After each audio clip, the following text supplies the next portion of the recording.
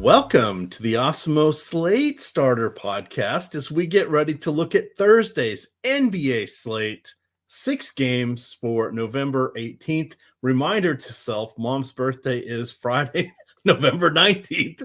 Mental note. With that, I want to welcome in Pete the Heat Rogers. Pete, what's going on here? You're becoming a regular on this show, and then suddenly we're going to up and disappear again. Yeah, thanks for having me again. I truly appreciate it. I enjoy doing this content for Awesemo. Yeah, it's been great. It's been a great experience.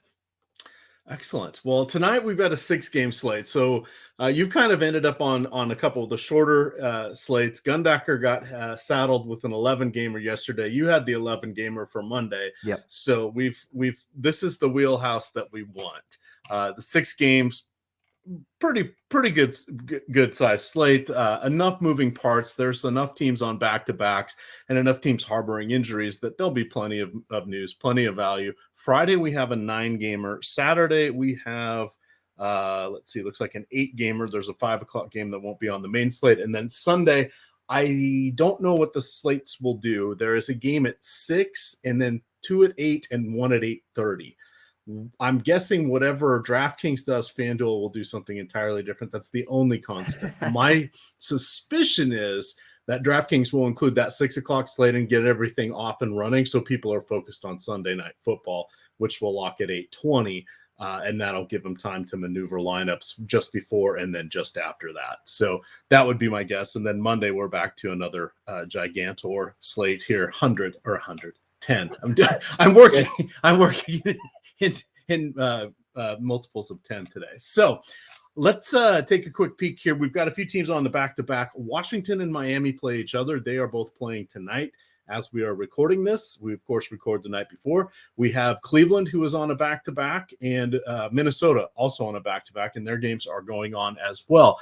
Important injury news. Bradley Beal back from the bereavement list. He is playing just fine. On Wednesday, he should be full go. On Thursday, no issues there. We'll have to see what is up with Spencer Dinwiddie. They've talked about not necessarily wanting to push him on back-to-backs. However, looking at the game that's going on right now, I don't think he has any points at all in the first half. Maybe he gets in-game rest. Maybe they let him play this one and sit him on the next one. But after he missed the entire last season, they're going to keep an eye on his first couple back-to-backs. Miami, always a source of news. Kyle Lowry was out tonight. Let's see. Bam Adebayo was out tonight. Jimmy Butler played after missing 3 games. Dwayne Dedmon was also in the starting lineup. We'll have to see what happens if Bam comes back from his knee injury.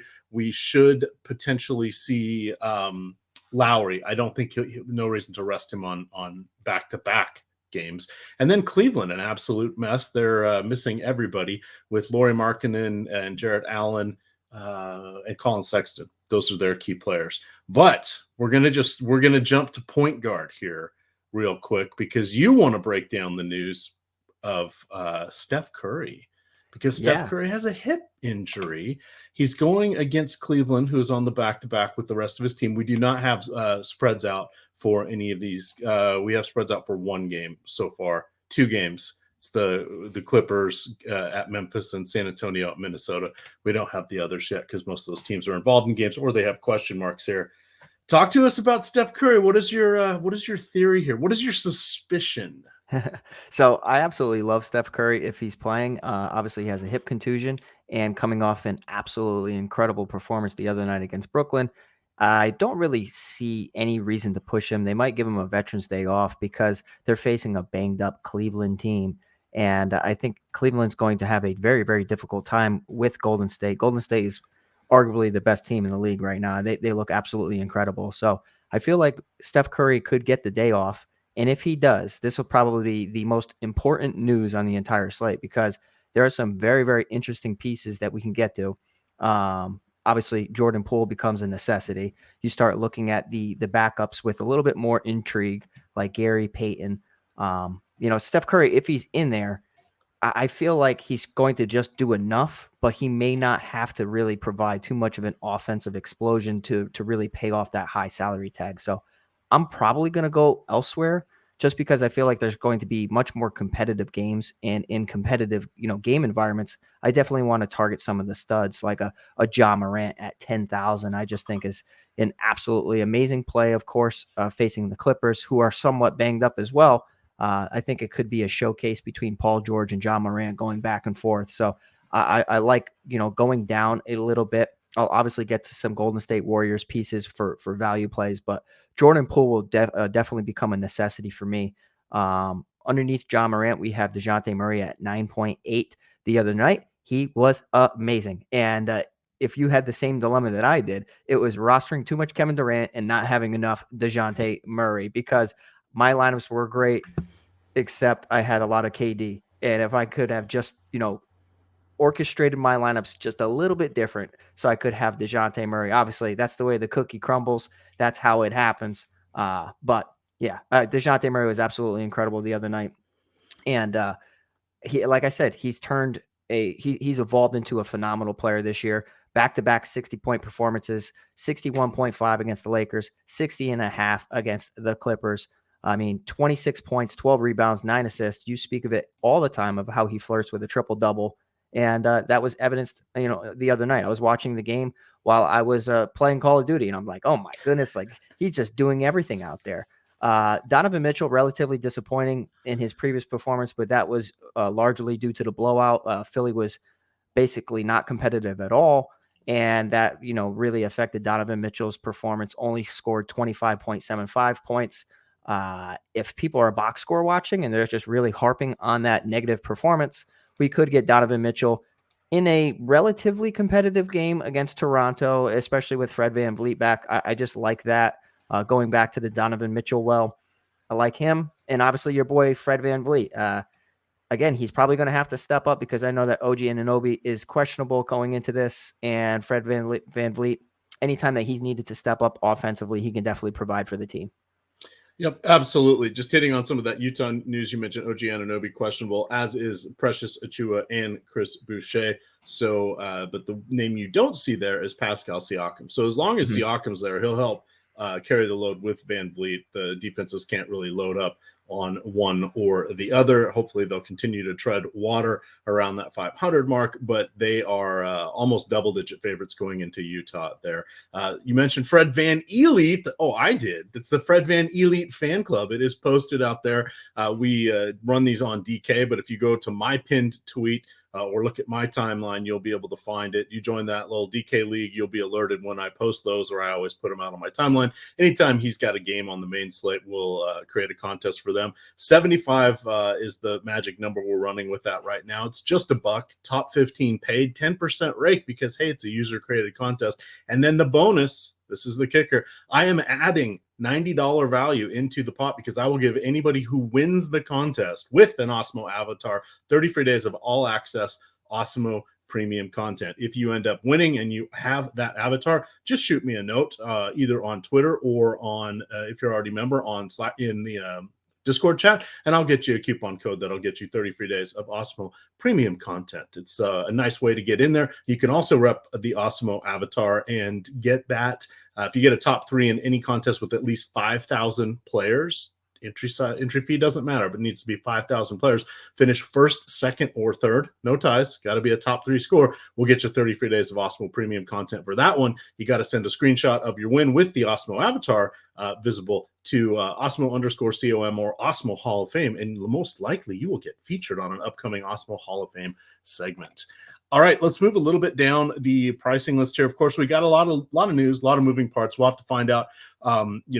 Hopefully nothing befalls Ricky Rubio or Darius Garland as they are playing right now. Same thing with Tyler Hero, but they're in sort of our mid-tier pricing. You've got Reggie Jackson, who has been up and down, but he does have 40 fantasy point upside. That salary is starting to come up. You mentioned Jordan Poole being an interesting play at 6,000. Probably a stay away unless we get news that Curry's out, but at 7:30, that is the lock tomorrow, by the way. 7:30 is the first game, so we would know right off the bat what's going on there. And then as we continue down the list, you've got Monte Morris, who's had some moments lately. A few people dinged up in Denver. You've got no Michael Porter Jr. Obviously, Jamal Murray is out for a while, but he has stepped in nicely. Now, he's always a rotation player. He almost assuredly gets 25 to 28 minutes a game. However, it all depends on how his shot is going. And his shot has been falling recently, which makes him look a little bit better. What do you like on the mid-tier, or as we get down,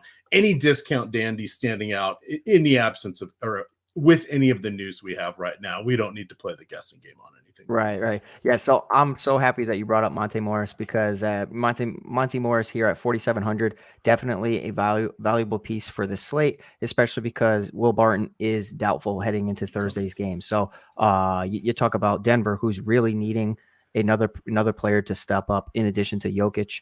Jokic can do everything on the court, but he shouldn't have to, and every single time. You know what I mean? Like, Paul George is basically in the same problem that Jokic is, where sometimes the ancillary parts are just not contributing enough. But Monte Morris has definitely done. He stepped up in the past two performances. Against Portland, he scored 36 and a quarter points. 24. That was in 24 minutes. And just recently against Dallas in 37 minutes, scored 35 fantasy points. So I really like him here. Obviously, if Steph Curry is out, we'll be targeting the Golden State value. But if, for say, he's in, I really like just going right to Monte Morris here at 4,700. He makes a ton of sense. And, I think that it makes a ton of sense given how banged up Philly is. I mean, we have numerous banged up teams at this point, and we're really not even too far along into the season. So take advantage of these teams that are basically running skeleton units. And I think that Monte Morris can come through for us at 4,700. All right, looking over at Yahoo real quick, we've got Patrick Beverley down there at $14. His hot start with the new team has sort of fizzled out just a little bit. Should be no surprise. He's 33 years old. Games are starting to catch up to him. He'll be a reasonable player, but someone that is now going to become a little more variant or mercurial. Gary Payton is at 11. The Mitten, aka Gary Payton II, if he comes in, he's probably good for somewhere. If Curry is out, he can flirt with 30 fantasy points. If Curry is in but doesn't play the whole game, or they just do enough to win, Peyton can disappoint. He's someone that needs garbage time to get there. He can generally, much like his dad, rack up the steals, but he's entirely steal and scoring based. And I don't know why they list him as point guard, because you've seen him play enough. He doesn't really seem like a point guard, right? Doesn't he seem like more a fire hydrant or something? Yeah. He doesn't seem like the classical point guard. He's a role player when he's on the court for sure. And it's not like he's running point really. He's kind of contributing in different areas. I do think that I will be treating it like Steph is sitting, or Steph won't be needed really. So Gary Payton is definitely intriguing. And even the other night, you see him be productive in limited minutes. 16 minutes against Brooklyn, scored 17 and a quarter fantasy points. The game before that against Charlotte, 15 minutes, 19 and a quarter fantasy points. If he's needed and Steph's out, or they're just kind of running their second unit constantly, imagine if he gets 25 minutes. I think that he has a pretty high ceiling if he gets more minutes. So he's definitely intriguing. And on this bottom of the barrel, there's nobody that can really compare right now, in my opinion. Yeah, I was just looking at his historical numbers. So he actually was listed as a small forward his second year with Washington. He did make 17 starts that year for that decimated squad. He has 23 total starts in his career. He's played 6 seasons, or parts of 6 seasons, beginning with the 2016 season. He's done some in the G League, but he has 85 total games here. Nothing overly exciting, but it is a value play, and it is in a good matchup. So this would be the one of the times we'd start to look for someone like him. And then the other, let's see, Monte Morris, 18 there, 24 for Ricky Rubio. Last guy I want to talk about, and we kind of will transition to shooting guard with this one, D'Angelo Russell here. Mm-hmm. What should we be expecting from him? He's been seeing low 30s in the minutes, but he's been 35 fantasy points or higher in 4 of his last 5. Yeah, I mean, I like D'Angelo Russell, obviously a former net. I like getting to him. I have a little bias. I like it when he's aggressive. It's just hard to really put your finger on which Timberwolf is going to go off. It seems like, D'Angelo and Anthony Edwards kind of alternate strong performances. It's just a matter of getting the matchup correct or getting the minutes correct. I don't have a problem getting to either one of these players, honestly. I kind of view them almost like a 1A, 1B with Anthony Edwards slightly ahead of D'Angelo Russell, but I get what you're saying. I do like D'Angelo Russell. Um, it's a solid player for this position, definitely. And I think the shooting guard position's relatively strong. We can basically roster a point guard slash shooting guard here. You got numerous players that basically fit that. I'd want to leave Paul George out of conversation because I really feel like small forward's extremely slim and pretty ugly, to be honest, where I think that we could just put him in the small forward position and move on from that position. You have Jimmy Butler there, but the shooting guard position is loaded with tons of talent. Donovan Mitchell, we talked about, Fred Van Elite, the Elite Fan Club, whatever you call it. Edwards and Russell, I love it. Outside of that top end, Jordan Poole's in the mid-range at 6,000. I have plenty of interest there. The bottom half starts to get a little ugly, and it will definitely be news dependent because I know that the Clippers are banged up. We have mentioned it. Terrence Mann could possibly sit. He's questionable for Thursday's matchup against Memphis. If he's out, you have Nick Batum listed as doubtful. I would imagine that Luke Kennard starts to garner some more minutes in order to step up for this offense. But with all that being said, I just think that it makes it more interesting for guys like Reggie Jackson. But number one overall, it's going to be Paul George. Paul George is just going to take the reins of the offense even more. So, Luke Kennard at 4,400 makes a ton of sense for me as a cheap play at shooting guard as well. Yeah, that's a good point to talk about just the Clippers injury news. So they're lacking a ton of depth. Marcus Morris still out with his knee issue.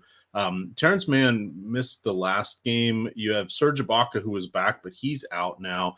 And then you've got Justice Winslow away from the team for personal reasons. And then as far as depth goes, you have Keon Johnson, but he's not going to play either ankle or a knee injury. So all of a sudden you're going to be getting, especially if Batum is out, you're going to be getting some of these deeper rotation guys. And I think that's could be a nice little way to go. It's also something to look at because that game starts in the second wave at 8:00 tomorrow. So after the 7:30 start. So we may not know exactly who's going to be starting there or who's available. So that could be the source of a little bit of differentiation if other gamers are banking on Philadelphia cheap value in the later game and they're not going to tweak their lineups, or looking for some Toronto value if we get more news there and they're not going to tweak their lineups. This is where, well, it's not the late game late swap. It's adjusting after lock, which is when we say late swap, it's anything after lock. Necessarily other gamers aren't necessarily doing that.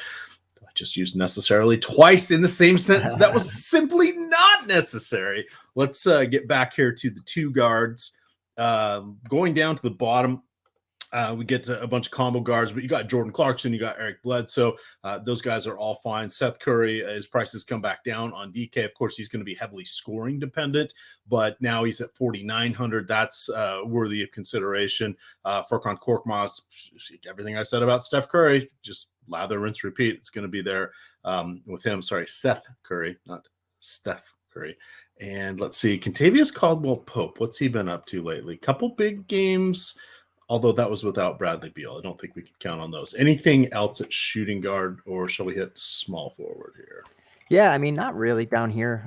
I still think that a player like Lonnie Walker is just pretty cheap. I know that he hasn't come through lately. He's kind of been struggling from the field, 2 of 10, 1 of 5, 3 of 11 in his past 3 games. And he basically has suffered in the minutes department because of his performance.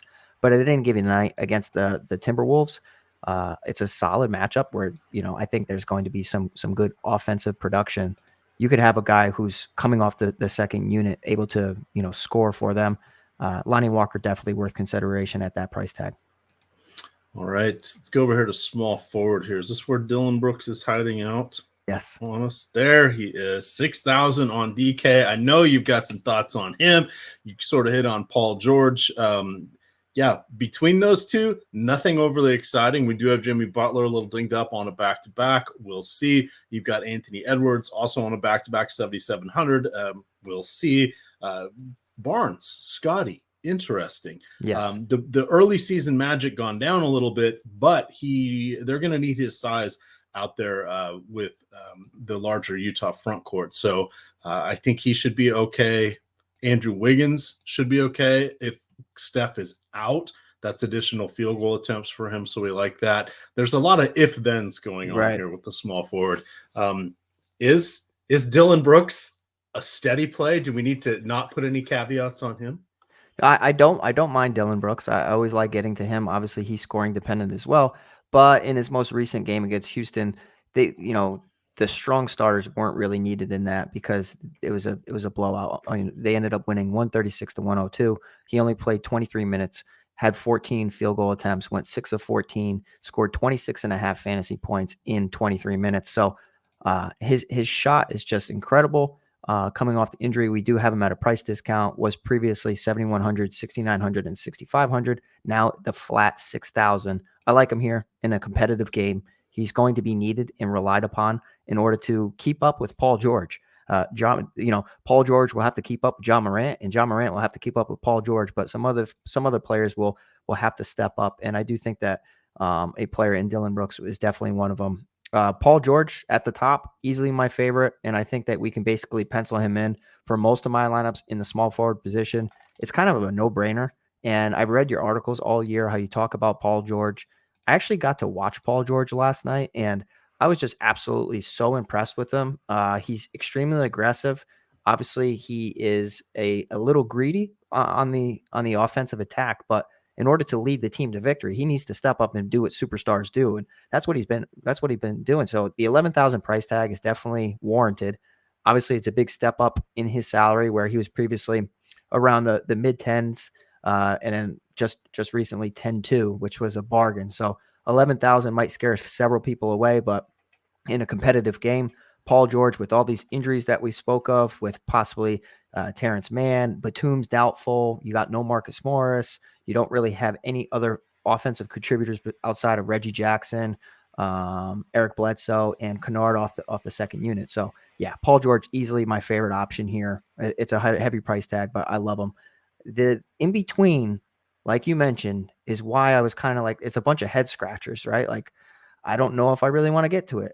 Jimmy Butler always looks amazing, but he's coming off of an injury, and also just like, I don't know, will he really be needed and relied upon? Well, that'll largely depend on if Lowry's in, if Bam Adebayo's in. I would imagine that they will be fully healthy going into this matchup. I do think that the Scotty Barnes call is interesting, and that's because of OG Anunoby being questionable. I just think that his big body, like you mentioned, he's able to contribute in different areas. Not really known for being a strong shooter, but he has had some relative success in the NBA early on in his season, and I think that he can somewhat replicate that when they have a diminished team. So possibly the OG Anunoby news could end up boosting Scotty Barnes in my lineups, but man, small forward seems like Paul George and everybody else. Yeah, it definitely is. I mean, you can just see though Fred VanVleet and Pascal Siakam saying, "Hey, rookie, you need to rebound for us tonight." Yeah, hey. But I think that he like welcomes that, right? Like he's like, okay, like I'll play my role, and I think that his shooting caught everybody by surprise, and I mean he hasn't been terrible. He's really actually been pretty solid. Obviously, I wish that he was a little bit cheaper, but 6,700 for a player with more boosted usage if OG Anunoby's out, sign me up. I'm cool with it. Yeah, absolutely. And then wrapping up at the bottom here, some of our discount guys over on Yahoo. You have Luke Kennard at 11. That's solid. You have Devin Vassell. We didn't mention him, but at 11, he's just fine. Some of the sites will have him as power forward. He had a bit of a dud in his last game, but he's actually a decent rebounder. It sort of ebbs and flows, but we did have seen him have multiple in the mid-teens or higher. Then we get other games where he has 3, but at least we know he does have the potential for an upside. And then you got a couple Memphis guys here: Desmond Bain at 14, Slow-Mo, Kyle Anderson at 16. Those are sort of your guys. You mentioned one. I'm flattered that you read my articles. I appreciate that. That's the DFS Building Blocks article. It's free every day. In front of the paywall. I usually do a Yahoo player of the day, and I have a Yahoo discount dandy section, but that is because they are also hosting it on their website. So we're getting the Awesemo name out there. Now, they do allow us to talk about DraftKings and FanDuel, and most of the plays I put out there are core plays. So better plays will appear because value will show up. But the guys I'm listing will be good plays essentially no matter what. Which is why we call them your core plays. And that's where you can look to, oh, wow, I can really go stars and scrubs now. This article's obsolete. Oh, wait, no, it's not, because that's where the masses are now going for stars and scrubs. Maybe we get the second or third best play projected wise at the position, but there's nothing that would hold them back from being the best play on any given night. But Paul George, man, he has played on here's the days that they have played. So they've won 8 of their last 9. But starting at the beginning of this month, am I on the right page here? So last week and a half ago, Sunday. So Sunday, Tuesday, Thursday, Saturday, Sunday, Tuesday, and now again on Thursday.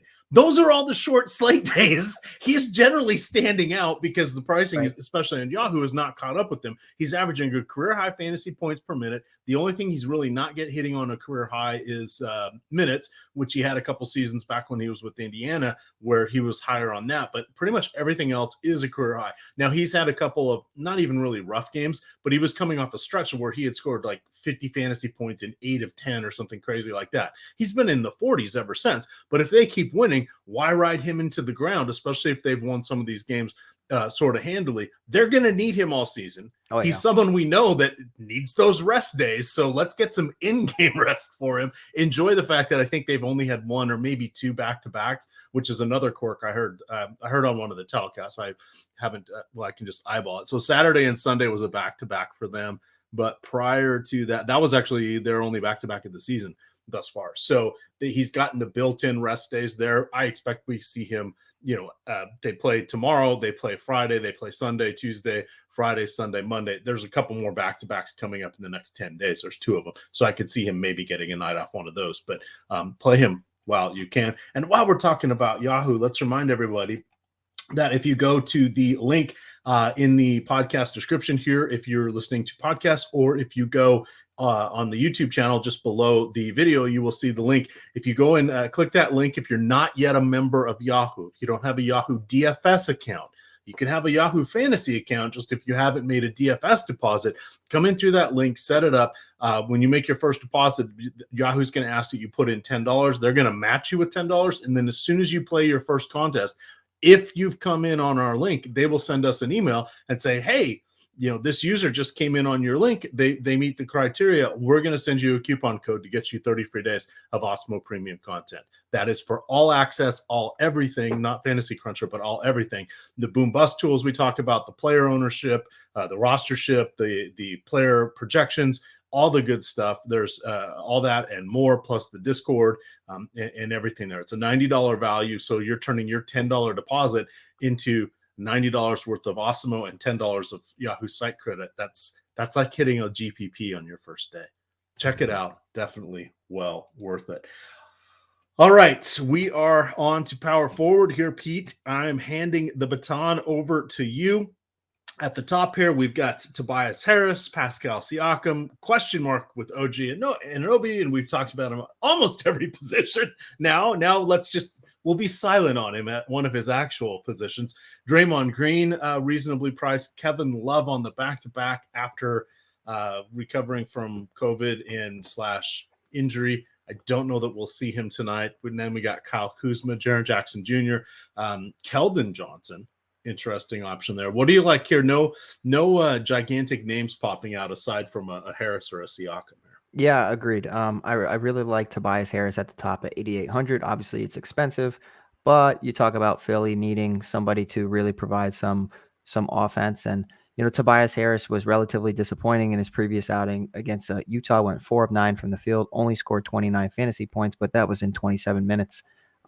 They basically got decimated from the early going against Utah. They ended up losing 85 to 120. So obviously you don't want to really harp on that poor performance too much, but the same could happen here. But I think what could somewhat make this game competitive is how both sides are dealing with massive injuries. So that could possibly negate the chance of a blowout. So 8,800 definitely warranted for Tobias Harris. I just like him. We have seen flashes of brilliance when he's on. 35 minutes against Indy, he scored 51 and a quarter fantasy points, scored 32 actual points, 11 rebounds. He's a solid rebounder, and I think that he's going to be able to score on this Denver unit. Pascal Siakam, easily my second favorite option here at power forward. We talked about OG and all this stuff about Toronto, and I just like Pascal. He's one of my favorite players to watch. And I don't know, sometimes like you just get behind a certain guy, get behind a player that has won you a ton of money over the years, and Pascal is one of these guys. So Siakam, anytime I can roster him, I definitely have some bias towards him. I think Draymond Green's interesting. 6,700. Will they provide both the veterans with a day off and just let the younger guys try to take over Cleveland? And that's a possibility. Or does a strong leader in Draymond Green lead the young unit into a victory? So if that's the case at 6,700, I like Draymond Green, boosted usage, boosted role, mainly just there to facilitate in different ways. But Draymond Green's nice at 6,700. Kevin Love and basically the entire Cleveland Cavs look just absolutely too expensive for me. And I just don't like the game environment for them facing one of the best teams in the league. I don't know. They're banged up. I get it. There's not too many rotating pieces, but Kevin Love at 6,600, easily my fade. I'm not getting to him, and I don't even know if he's going to play. You spoke about it, and I definitely agree with it. Keldon Johnson against Minnesota is always interesting. I think that he's one of the most inconsistent and frustrating players. And with a frustrating player, you definitely gain some leverage on the field, because if people have some animosity towards a player for burning some money, they're not going to want to roster him week in and week out. But at 6,300, Keldon Johnson coming off a relatively disappointing performance, 24 and a quarter points against the Clippers in 33 minutes. He went 4 of 9 from the field. But previously against the Lakers, he went 9 of 18 from the field and scored 36 and a half fantasy points. It was the DeJounte Murray show the other night. So it's tough to really just, harp on that performance. But I mean, outside of that, the two cheap options that I thought could be interesting, and it was from me watching the Brooklyn game the other night, it's Otto Porter as a extremely cheap dart throw, who actually played 17 minutes the other night, had 6 rebounds, 6 points. Doesn't really look like he provided anything at all if you're just kind of box score watching. But I do think in a game like this, he could actually get some more run. But it's also Kuminga. And Kuminga is a guy that is extremely cheap at 3,000. And in his past 3 games, he has scored 16 and a half, 21 and a quarter, and 10.75 points. If he's asked to step up at all, and you want to try to like get 2 of these studs, a Paul George and a Jokic or something in your lineups, you could look to a cheap player like this. But this is all, revolving around the Steph Curry, Draymond Green, all that, Golden State news of possibly, sitting some of their starters. So we'll have to see. But yeah, I mean, the power forward position, it's nice at the top, kind of ugly in the middle, and there's some intriguing cheap pieces. All right, I was just mucking around here to see how, as we get over to center, I wanted to see how Nikola Jokic had been doing against Andre Drummond. The answer is Andre Drummond is not going to be an issue tonight. The last 3 times they've played with 3 different teams for Andre, Lakers, Cleveland, and I forget the other one because I've already gone out of that page. But Jokic has like 58, 47, and 80 fantasy points. Now, the 80 fantasy points was in a 40-minute game, so we're going to set that one aside. But Jokic is right up there with Giannis Antetokounmpo for most fantasy points per game. He's averaging 55.5 Yahoo fantasy points per game, leading the team in like every category and second in steals or something crazy like that. But he's literally just setting close to career highs across the board. And if it's not a career best, it is something that is behind only last season when he had his breakout. So he's someone at the top that I think we're going to want to make a centerpiece of a lot of lineups. You've got Karl Anthony Towns coming down a little bit here. Good matchup for him, especially with no Jakob Poeltl going against the Spurs. I think he's okay. I don't dislike Drummond in this one, but there are better times to play Drummond, and this has nothing to do with him coming off a poor game where he only played 12 minutes against Utah and just was worked over. I don't think he's tired. I don't think he's worn out. He's 29 years old. Come on, let's not think this is wearing him out by any stretch. Gobert, somewhat interesting. He should have his way against the Toronto front court, and then as we get to the lower spots here, you've got Steven Adams doing battle with Ivica Zubac. You've got Daniel Gafford in the mix there a little bit. Let's just not play Daniel Gafford. And then you got Drew Eubanks, who's there. Drew Eubanks and Thaddeus Young seem to be matchup based, based upon whomever is going to end up closing out games. And that, if you can suss that out, and I think in this one it's going to be Eubanks going against Karl Anthony Towns. If they choose to go big, that's where these guys are getting the edge over the other. That's worth about 5 to 6 minutes, and that's the difference maker from them getting something in the low 20 fantasy points to having a chance for 30 fantasy points, and that's a big difference here. What do you like at center as we wrap things up? Yeah, I think what you just said is perfect. Recognizing what coaches are doing and why will definitely help you with your rotations and trying to figure out which players on which nights you want to get to. Love Jokic, love Towns. The Bam Adebayo news is interesting. I feel like he will end up suiting up against Washington. It's interesting. I probably don't love him, but priced at 8,400 is definitely fair. Drummond, I'll be probably underweight to him. I don't hate him here, but I'm also just worried about anybody going up against Jokic. I know that they're going to need to be on the court a lot, but I feel like they're just going to struggle constantly. Rudy Gobert is coming off a strong game, priced at 8,000. Just scored 47 and a quarter fantasy points, went 6 of 10 from the field, 17 rebounds. His rebounding rate has been absolutely on fire this year. And Pascal Siakam, solid. Don't hate it. Draymond Green, don't hate it at all. Kevin Love, I'm staying away. Montrezl Harrell, spark off the bench. Okay, interesting. That will largely depend on if Bam's in play, because if Bam's in play, I do feel like they want to get somebody out there to somewhat match, even though Harrell will just get posterized. Steven Adams, I like. I do like him at 4,600 against LA. I think that's an interesting piece. Obviously, his offensive production is always minimal, usually under 8 shots a game. Coming off a 21-minute performance, he scored 17.7, but the game before that, in 37 minutes, scored 41.75 points against the New Orleans Pelicans. So I think as long as LA has either Hartenstein or Ivica Zubac out there, then you will see Adams out there, and priced under 5,000 makes a ton of sense. Kevon Looney's a guy that if Draymond Green were to sit for whatever reason, I would be interested, especially if a guy in Jared Allen is active. Lots of ifs, lots of news to pay attention to.